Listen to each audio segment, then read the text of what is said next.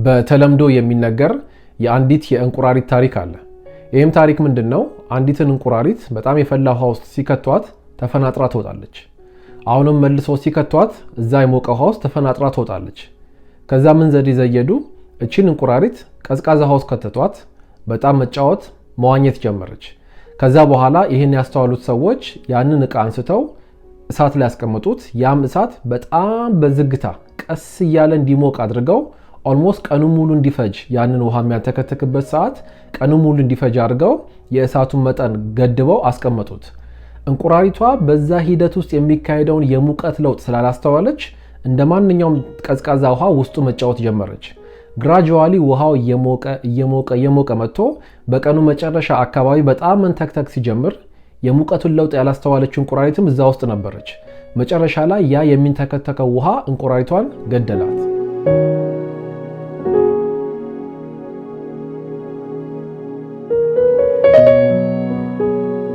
እንግዲህ ቀደም ብዬ ነገርኳችሁ እንቁራሪቷ ታሪክ ውስጥ ያቺ እንቁራሪት ያ ቀዝቃዛ ውሃ ለጨዋታና ለመዋኘት ይመቻል ብላ ከማሰቧ የተነሳ በዛ ውስጥ መጫወት ጀመረች። ነገር ግን ያ አካባቢ ወይም ኢንቫይሮንመንት እንቁራሪቷን ቀስ እያለ የሚገላት ክፉ ኢንቫይሮንመንት ነበረ ማለት ነው። ምንም እንኳን በቅዝቃዜ ቢጀምርም መጨረሻ ላይ በመንተክተክ የሷን ህይወት ነጠቃት። ልክ እንደዛ ብዙዎቻችን የምንመላለስባቸው ብዙ አይነት አካባቢዎች ወይም ልምምዶች አሉ።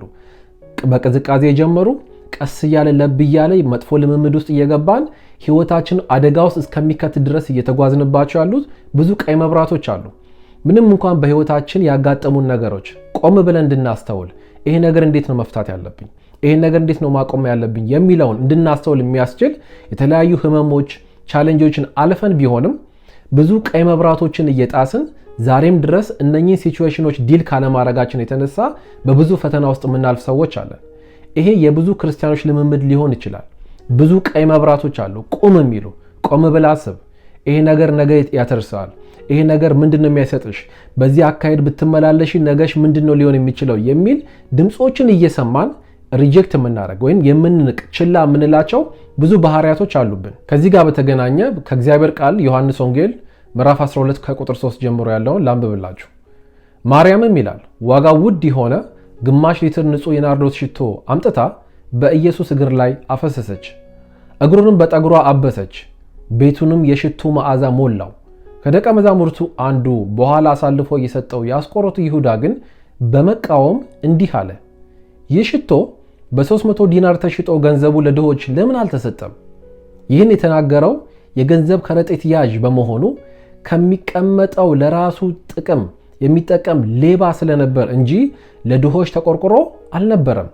ኢየሱስም እንዲህ አለ፣ ይህ ሽቶ ለቀብሬ ቀን ስለሆነ እንድታቆዩት ተዋት። ድሆች ምንጊዜም ከእናንተ ጋር ናቸው፣ እኔ ግን ሁልጊዜ አታገኙኝም አላቸው። እንግዲህ የማርያም ድርጊት ብዙዎቻችን የምንገረምበት ድርጊት ነው። ነገር ግን በእኛም እዛ ቦታ ብንገኝ ማርያም ያደረገችው ነገር ፌር አይመስልም። ግማሽ ሊትር ሽቶ ማለት በጣም ብዙ ነው። እንኳን ግማሽ ሊትር ትንሽ ሽቶ እንኳን ሲሸት በጣም ከአቅማችን በላይ ይሆናል አይደለም? ልክ እንደዛ እሷ ግማሽ ሊትር ሽቶ እግሩ ላይ አፍስሳ በፀጉሯ ስታብሰው ይሁዳ የሰጠው አስተያየት ብዙዎቻችን በጤነኝነት ልንሰጥ እንችላለን። ምን አለበት እንደው እሱ ራሱ ችግር አለበት። ኢየሱስ ራሱ አንዳንዴ የሚበላውን ያጣል። ስለዚህ ሽቶውን ሽጠሽ ለምግባችን ቢውል፣ ሽቶ ተሽጦ ለድሆች ቢውል የሚል መልካም አመለካከት ይመስላል። መጽሐፍ ግን ሲናገር ይሁዳ የሆነ ልምምድ ውስጥ ገብቷል። ሊያቆመው ያልቻለው ልምምድ ውስጥ ገብቷል። ይሄም ልምምድ ምንድነው?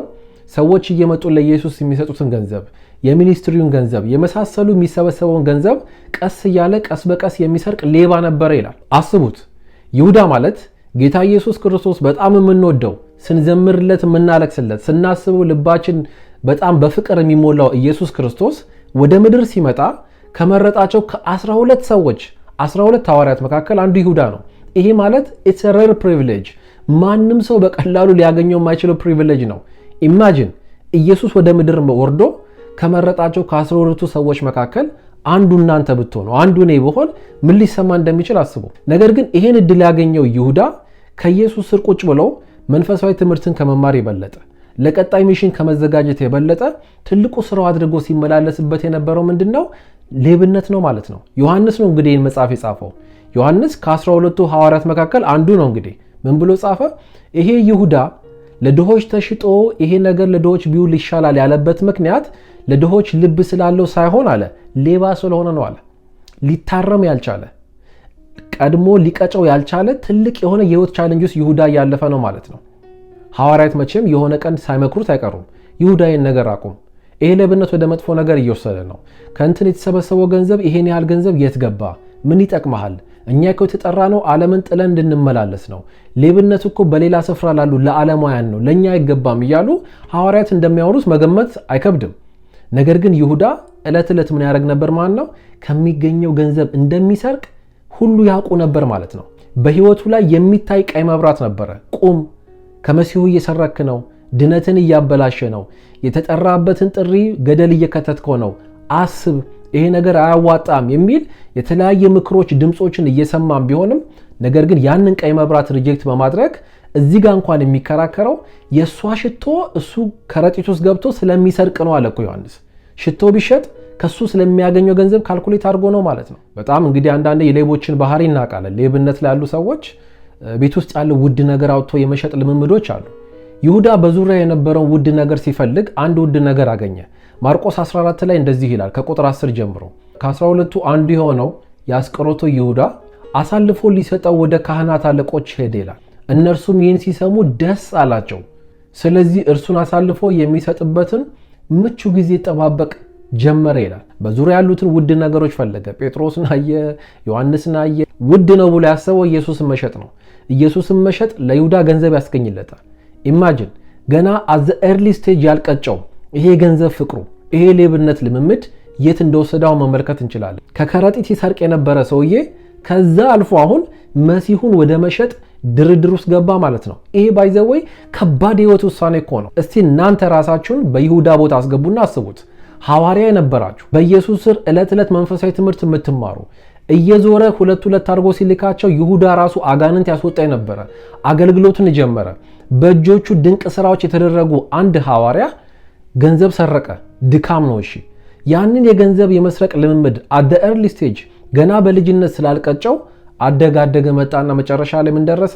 መሲሁን የራሱ በህይወት ዘመኑ ለይሁዳ እንደዚህ ውለታ የዋለለት ሰው የለም እንደ ኢየሱስ። እናቱ አባቱ ቢባል ማናችንም ብንሆን በህይወት ዘመናችን እንደ ኢየሱስ ውለታ የዋለልን የለም።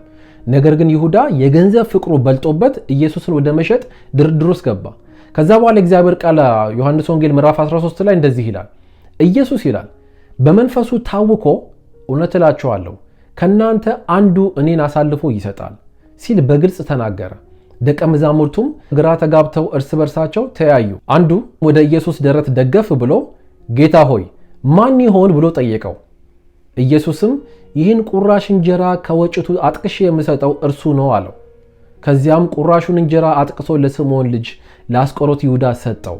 ይሁዳም ቁራሹን እንጀራ እንደተቀበለ ወዲያውኑ ሰይጣን ገባበት ይላል። መመልከት ትችላላችሁ።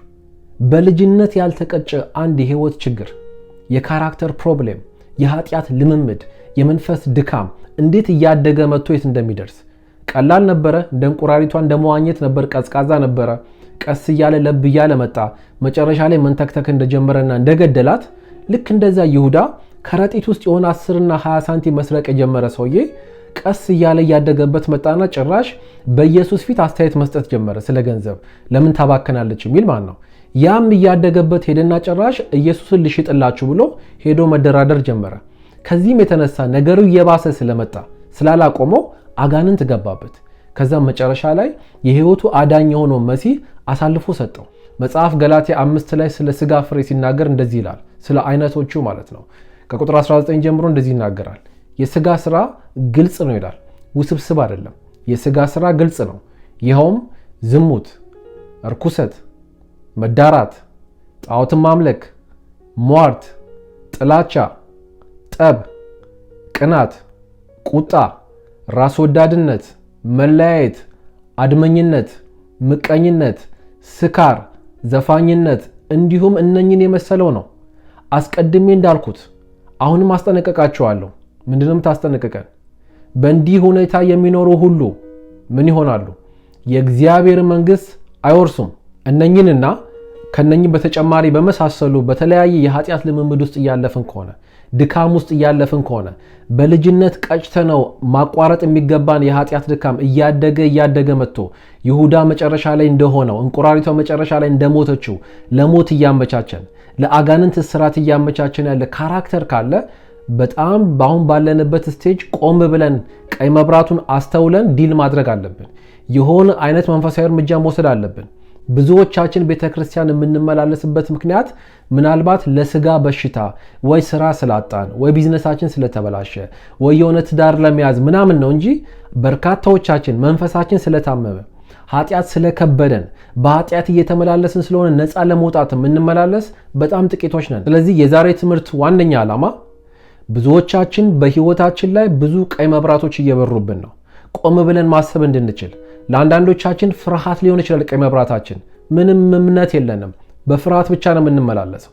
ለአንዳንዶቻችን ዝሙት ሊሆን ይችላል፣ ለአንዳንዶቻችን ውሸት ሊሆን ይችላል፣ ለአንዳንዶቻችን ሐሜተኝነት ሊሆን ይችላል፣ ለአንዳንዶቻችን ጠበኝነት፣ ቂመኝነት ሊሆን ይችላል። ቅድም ገላትያ 5 ላይ እንደተጠቀሰው ማለት ነው። የትኛውም የሥጋ ፍሬ እየተደራጀ ከመጣ ለአጋንንት ትልቅ በር ነው የሚከፍትለት ማለት ነው። እዛ ነገር ውስጥ ከገባን ደግሞ ለመመለስ እጅግ ከባድ ነው የሚሆነው ማለት ነው። አሁን ገና ልጅ ሳለ አሁን ገና at the early stage ቆመን ዲል ማድረግ ካልቻለን ነገ ህይወታችን ላይ የሚፈጥርብን ተጽዕኖ ከፍተኛ ነው የሚሆነው ማለት ነው። አንድ መፍትሄ ልጠቁማችሁና የዛሬውን ትምህርት እናጠናቀቃለን። በህይወታችን ላይ ቀይ መብራት እያበሩብን ያሉ ብዙ ፈተናዎች ሊኖሩ ይችላሉ። የሥጋ ስራዎች፣ በተለይ ኃጢአት የሆኑ የኃጢአት ልምምዶች፣ ስንፍናዎች፣ ድካሞች። እነኚህ ነገሮች መጀመሪያ ላይ ኃጢአት መሆናቸውን ስፍራ ሰተናቸው እግዚአብሔር እንደማይወዳቸው አውቀን እርምጃ ልንወስድባቸው ይገባል። ዛሬ አንድ መንገድ አሳያችኋለሁ። ይህንን በተቻለ መጠን አፕላይ ብታደርጉት ብዙዎቻችን እያለፍንበት ካለነው የሥጋ ፈተና፣ የኃጢአት ልምምድ ልክ እንደ ይሁዳ ሆነ እንደ እንቁራሪቷ ነገሮቻችን እንዳይበላሹ መጨረሻ ላይ ይሁዳ የአጋንንት ባሪያ እንደሆነው እኛም የአጋንንት ባሪያ እንዳንሆን ህይወታችን መጽሐፍ እንደሚናገረው ከአንድ ክብር ወደ ሌላ ክብር እንዲለወጥ ከፈለግን ዛሬ ላይ ትልቁ የቤት ስራችን መሆን ያለበት ድካማችን ነው እንጂ ያጣነው ገንዘብ፣ ያጣነው መኪና፣ ያጣነው ትዳር፣ ያጣነው ጤና አይደለም። አብዛኛው ክርስቲያን ችግር ኃጢአት ነው እንጂ ድህነት አይደለም። የአብዛኛዎቻችን ችግር ማጣት አይደለም። የአብዛኛዎቻችን ችግር የእግዚአብሔርን ቃል መተላለፍ ነው፣ ዲስኦቢዲየንስ ነው። ስለዚህ ዛሬ እንደ መፍትሄ ያቀረብኩት አንድ ሐሳብ ያዕቆብ ምዕራፍ 5 ቁጥር 14 ላይ እንደዚህ ይላል። ከናንተ መካከል ይላል የታመመ ሰው አለ፣ የቤተ ክርስቲያን ሽማግሌዎችን ይጥራ፣ እነርሱም በጌታ ስም ዘይት ቀብተው ይጸልዩለት። በእምነት የቀረበ ጸሎት የታመመውን ሰው ይፈውሰዋል፣ ጌታም ያስነሳዋል። ኃጢአትም ሰርቶ ከሆነ ይቅር ይባላል። ስለዚህ ኃጢአታችሁን እርስ በርሳችሁ ተናዘዙ፣ ትፈወሱም ዘንድ አንዱ ለሌላው ይጸልይ። የጻድቅ ሰው ጸሎት ኃይል አለው፣ ታላቅ ነገርም ያደርጋል። በጣም ብዙ ወጣቶች በተለይ የሚጎዱት ኃጢአታቸውን የሚያቀባቸው ማንም ሰው የለም። በራሳቸው ነው እየማቀቁ ያሉት፣ በራሳቸው ቻሌንጅስ ነው የሚያልፉት። ስለዚህ ምን መለማመድ አለብን ማለት ነው? ኃጢአታችንን ሄደን ሼር ማድረግ፣ ለተገቢው ካህን ለተገቢው አገልጋይ ሄደን ንስሐ መግባት፣ መናዘዝ። እርስ በርሳችሁ ተናዘዙ። ይሄ በነገራችን ላይ ትልቅ መንፈሳዊ ሴክሬት ነው። ኃጢአትን መናዘዝ ማለት የዴሊቨራንስ መነሻው ነው። የነፃ መውጣት መነሻው፣ ትልቁ መነሻው ነጥብ ኃጢአትን መናዘዝ ነው። ሄዶ ኮንፌስ ማድረግ። በልጅነት ያልቀጨ ነው። አንዳንዱ እያደገ እየጎለመሰ የመጣ አላረግም ስንል እያደረግን የምንገኘው ማነው ከዚህ ነፃ የሚያወጣኝ ብለን በድብቅ የምናለቅስበት፣ ቀይ መብራት እያበራብንም ቢሆን ጥሰ ነው እያለፍን ያለ ነው። ነገ ለሞት እያመቻቸን ያለው፣ ነገ ለአጋንንት እስራት እያመቻቸን ያለው ይህንን ትልቅ የህይወት ቻሌንጅን አንደኛ ልንፈታበት የምንችለው ዋነኛው መንገድ ንስሐ ነው፣ ኮንፌሽን ነው። ሄዶ ኃጢአትን መናዘዝ። በነገራችን ላይ ኃጢአትን ሄዶ ለካህን ለአገልጋይ መናዘዝ ትልቅ ስፍራ እንደሚሰጠው መጽሐፍ ቅዱስ እንመለከታለን። ብዙዎቻችን እናፍራለን። ሄደን ብንናዘዝ ሚስጥራችን ቢወጣስ? በተለይ ደግሞ ኃጢአትን ሄጄ ለአንድ አገልጋይ ሄጄ ብናዘዝ እሱ ስለኔ ያለው አመለካከት ይቀየራል የሚል ፍርሃት አለብን። መጽሐፍ ቅዱስ ግን ጥሩ ፍርሃት ነው። እርሱ ለኛ ያለው አመለካከት ይቀየር፣ ኃጢአትን መናዘዝ አሳፋሪ እንደሆነ ይናገራል። ኤፌሶን 5 እንደዚህ ይላል ቁጥር 11 ጀምሮ ፍሬ ከሌለው ከጨለማ ስራ ጋር ምንም አይነት ግንኙነት አይኑራችሁ ይላል። ፍሬ ከሌለው ከጨለማ ስራ ጋር ምንም አይነት ግንኙነት አይኑራችሁ፣ ይልቁንም ይላል ግለጡት። ግንኙነት ካላችሁ ከፍሬ ከሌለው ከጨለማ ስራ ጋር ግንኙነት ፈጥራችሁ ከሆነ እንደ እንቁራሪቷም ሆነ እንደ ይሁዳ ልምምድ ውስጥ ገብታችሁ ከሆነ ምን አድርጉት? ግለጡት።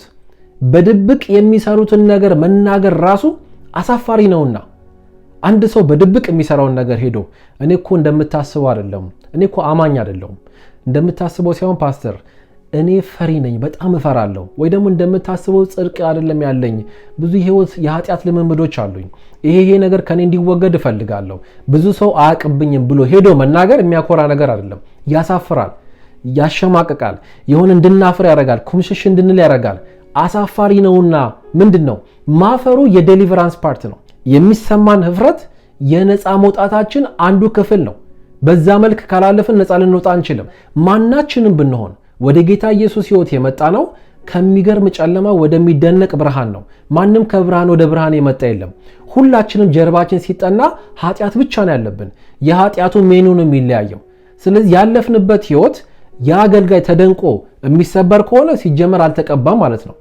ነገር ግን በዛ ሰው ፊት ንስሐ ስንገባ መጽሐፍ ሲናገር ይላል በድብቅ የሚሰሩትን ነገር መናገር በራሱ አሳፋሪ ነውና ብርሃን የበራበት ነገር ሁሉ ግን ግልጽ ሆኖ ይታያል ይሲ ብርሃን መብራት የሚለው ንስሐ መግባታችን መናዘዛችን ኃጢአታችን ኮንፌስ ማድረግ በኃጢአታችን ላይ ብርሃን ማብራት ነው ብርሃን የበራበት ነገር ሁሉ ግልጽ ሆኖ ይታያል ምክንያቱም ሁሉ ነገር እንዲታይ የሚያደርገው ብርሃን ነውና ስለዚህም አንተ የተኛ ንቃ ከሙታን ተነሳ ክርስቶስም ያበራልሃል ተብሏል ይላል አንተ የተኛ ንቃ በኃጢአት የምንመላለስ በድካም ውስጥ የምንመላለስ አባቶቻችንን በዛ ውስጥ አልፈዋል የሰው ዘር ሁሉ በኃጢአት አልፏል ጻድቅ 7 ይወድቃል ይነሳል ይላል የእግዚአብሔር ቃል ትልቁ ፈተና በኃጢአት ውስጥ ማለፋችን ሳይሆን ኃጢአታችን ደብቀን መመላለሳችን ነው ኃጢአታችን ላይ እርምጃ ለመውሰዳችን ነው ነፃ ወደሚያወጡን መንገዶች አለመመላለሳችን ነው ስለዚህ ዛሬ ሪከመንድ ማደርገው እኔ ንስሐ የሚባል ትልቅ ፓኬጅ እግዚአብሔር በነፃ ሰጥቶናል